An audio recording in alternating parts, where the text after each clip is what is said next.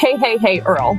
Steve's got a landlord prospect named Ken on the line, and he hit him with a solid question. Are you currently managing any properties in New Mexico, specifically Taos? If not, how would you manage my property remotely? Let's help Steve close the loop. Here's how to answer Ken. Hey Ken, appreciate you reaching out, and that's a great question. Right now, we're not managing any properties in New Mexico yet, including Taos. But don't let that worry you. Our entire STR system was designed to manage remotely. In fact, several of our top performing units are in markets where we don't live.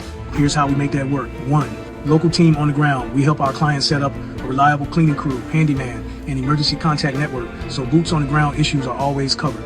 2. Tech-driven systems. We use smart locks, automated messaging tools, and platforms like Hospitable and PriceLabs to run day-to-day operations like check-ins, pricing, reviews, and guest messaging without ever stepping foot on site. 3.